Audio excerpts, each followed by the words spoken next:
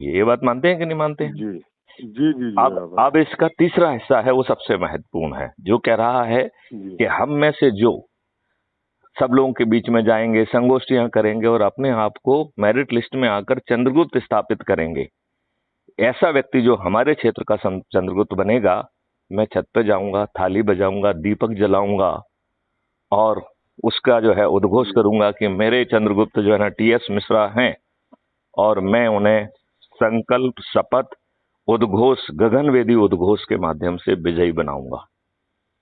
अब बताइए, जी जब 80% 90% मतदाता छत पे चढ़ जाएंगे और जब ये उद्घोष कर रहे होंगे कि टीएस मिश्रा हमारे चंद्रगुप्त हैं और मैं उन्हें संकल्प से विजयी बनाऊंगा, तो मिश्रा जी मुझे ये बताइए, पड़ोसी पूछेंगे जी, कि नहीं पूछेंगे, भैया आप लोग कर क्या रहे हो?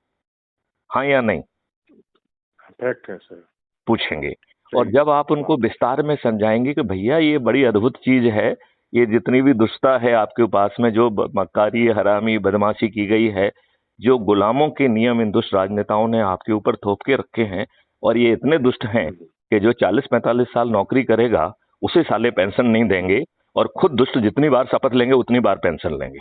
इतनी मोटी खाल के फैक्ट है लोग हैं। सर। ये जो है आपके आगे चल के रूल्स में ऐसे घटिया परिवर्तन लाएंगे जिससे शासकीय सेवा के अच्छे लोग जो है वो उठ के जो है देश के सुधार के और देश के लिए काम ना कर पाए, ऐसा जो है नियमों में प्रावधान करेंगे जो कि नियम विरुद्ध होगा। राइट?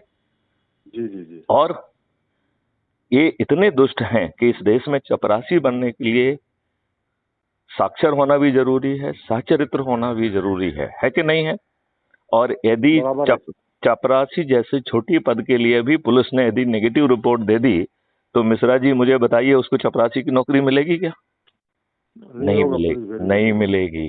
तो इसके बारे में पिछले 8 वर्षों में 3 PIL सुप्रीम कोर्ट में लगी हैं, और उसका मजनून यही था कि भैया, जब चपरासी के लिए साक्षर और साचरित्र होना चाहिए, पुलिस की रिपोर्ट नेगेटिव आ जाएगी तो आप नौकरी नहीं देंगे। तब फिर जो है ये हमारे राजनेता अनपढ़, गंवार, बाहुबली, दल बदलू, भ्रष्ट, चरित्रहीन और अपराधी क्यों?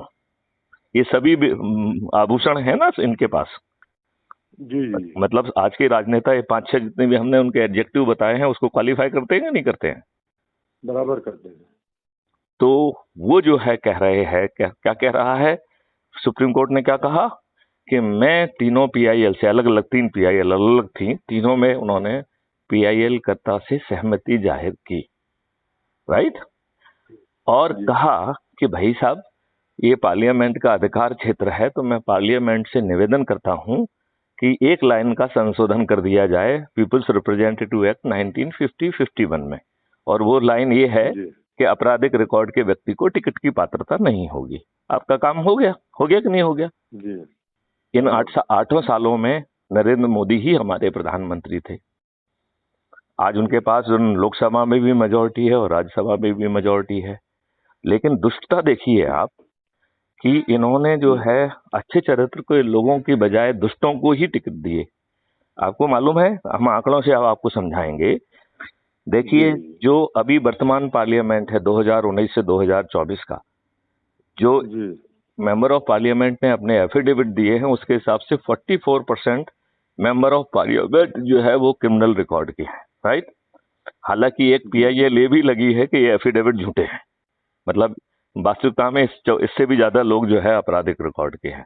लेकिन जब तक वो PIL डिसाइड नहीं होती है, लेट्स प्रिज्यूम कि जो उन्होंने एफिडेविट दिया वो सही है, तो 44% मेंबर ऑफ पार्लियामेंट आपराधिक रिकॉर्ड के हो गए। राइट?